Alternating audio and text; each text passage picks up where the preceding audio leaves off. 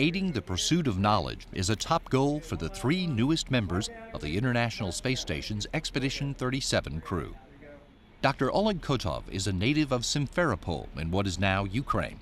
But as the son of a Soviet military officer, he grew up all over Russia and had his sights set on the military for his own career by the time he finished high school in Moscow.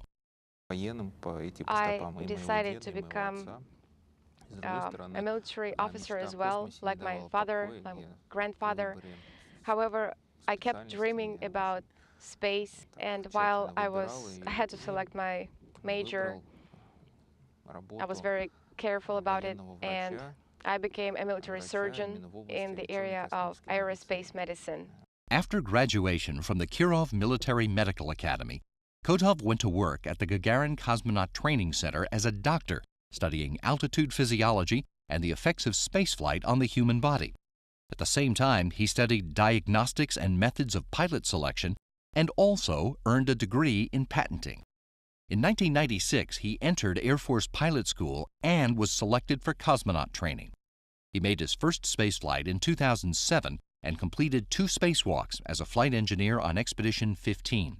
He did another EVA during Expedition 22 before becoming commander of the station for Expedition 23 in 2010.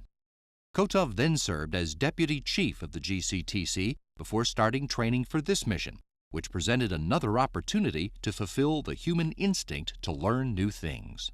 It's a desire to understand the world around you, to expand the area where we live, to explore the space, Mars, Moon, other star systems. So it's a question about a desire to learn something new.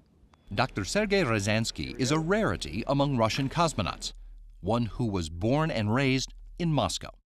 As the son of engineers and a grandson of Mikhail Ryazanskiy, a leading Soviet engineer specializing in missile and spacecraft radio guidance, Ryazanskiy had his sights set on a career in science at a young age.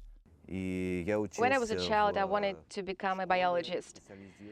So I was studying in a specialized school where we were majoring in biology, so I knew that I would be a scientist. I think I knew that since I was in the 6th grade. I knew that I would try to go to the Moscow State University, where he graduated with a degree in biochemistry and went straight to work at the Institute for Biomedical Problems at the Russian Academy of Sciences.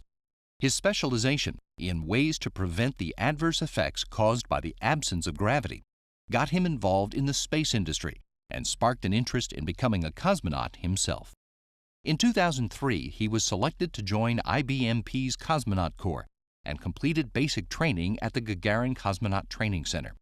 In 2006, he earned his doctorate in physiology and space medicine. And in 2009, he was crew commander in a 105-day-long isolation experiment known as Mars 500. By 2010, he was certified as a GCTC test cosmonaut, which he calls the most interesting job in the world because it combines so many things.